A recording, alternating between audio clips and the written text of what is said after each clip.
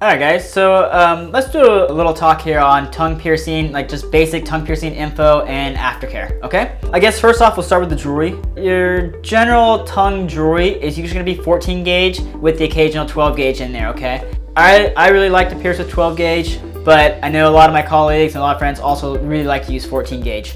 If I had to, I would say 14 gauge is probably a little bit more common out there. You're gonna come across a lot more jewelry for a tongue at 14 gauge, but then you're gonna come across a lot of piercers that really like piercing a little bit thicker with like a 12 gauge, me being one of them also.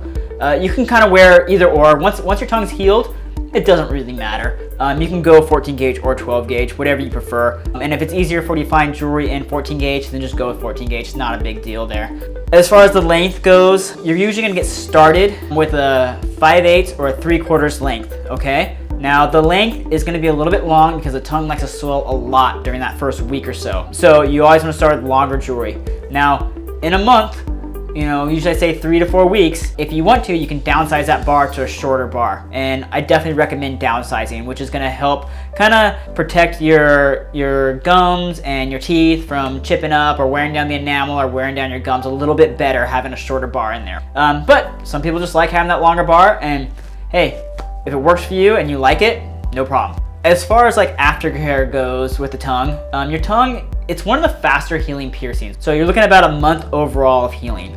Your tongue, it's two muscles, okay? And those muscles are wrapped in mucous membrane or like a little mucus tissue. Now, usually when you're piercing right in between those two muscles.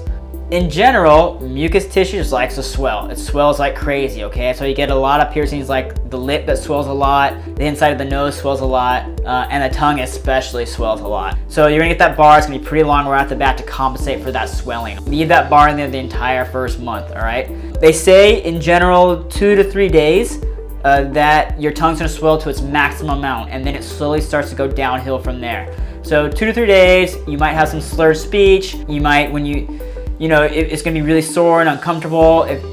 Just gotta bear with it, stick through there. It's gonna be a little sucky, but it comes and goes really quick. So 2 to 3 days, and then it should start slowly tapering down from there. About a week overall of swelling.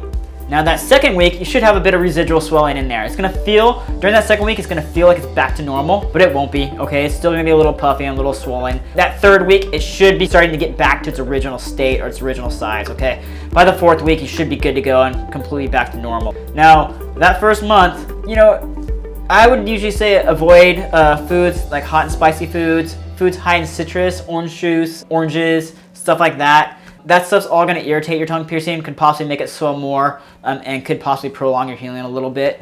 Another thing, kissing, oral sex, stuff like that, you probably want to avoid. You do have an open wound in your mouth, and that's all bacteria that you could possibly bring into that open wound, okay? So, use common sense on that one and just wait it out. As far as like aftercare goes and actually taking care of a tongue piercing, there's 2 things you could do for it. First off, avoid mouthwashes that like a product that has a lot of alcohol in it, okay? And I'm not talking about like beer or booze or anything like that. I'm talking about mouthwash products. But there is a really good product on the market right now, and it's called Biotine. Biotine is amazing for healing tongue piercings. So if you want a mouthwash, that's the direction I go with it. But I always recommend saltwater soaks, or in this case, it would be a saltwater rinse. This is a really, really easy piercing to take care of with salt water. Once again, just kind of go over the same thing we've talked about in a million other videos. To do like a proper saltwater rinse, you got to go to the grocery store, get a gallon of distilled water. Once again, just like $1 in the drinking water section at any grocery store.